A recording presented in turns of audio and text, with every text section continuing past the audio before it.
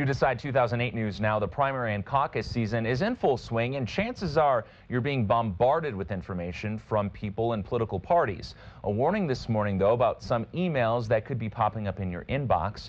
Meryl Runion, author of the new book, Unite and Concur, joins us this morning. Good morning to you. Good morning. How big of a problem is this, bogus political emails? Oh, it's an enormous problem, because even if you don't actually receive one and read one and are not influenced by it, chances are someone else has, and so they spread misinformation, they spread lies that just aren't true about the candidates.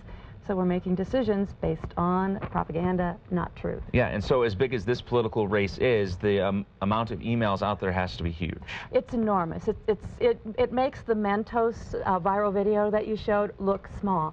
I don't know anybody who has not received the most recent Barack Obama email about him being a radical Muslim and refusing to put his hand over his heart for doing the Pledge of Allegiance. Patently not true. And yet many people believe it is true because it's been spread virally. Okay, so let's just talk about what we can do, how we can notice or, suspect if we get a bogus email. Well, the first point is to be aware of the problem, is to realize that this happens. Just because it comes in email doesn't mean it's true. Sure. And the second thing is to go to sources to check things out. And the best source for email is Snopes.com. There's also a wonderful site called factcheck.org where you can find out what's really true about the candidates. Okay. But the third thing is to be aware of some of the red flags contained within the email. Sure, and then you say once you notice you have a bogus political email, then you should take some action. Right. It's not enough just to not pass it on. Some of us think, okay, I've done my job, I'm not sending this on, this is full of lies. We have to actually become accuracy advocates.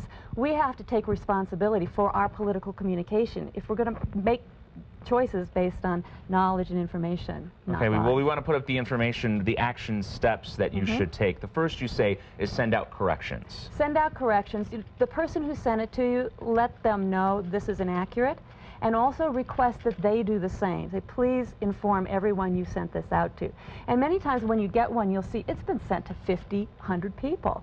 And so that's a lot of people who are believing something that isn't true. Sure. So now why is it important then to try to stop this process from happening when you look at the whole political process? Because if the people who muddy the waters are the only ones who care enough to take action, the waters are going to be muddy. If the people who realize this isn't true, this is not correct, take action, then we can clean it up and have a reasonable dialogue. Okay. All right, and you also have a website, uniteandconcur.com. You want people to go there to check out. You have an e-book.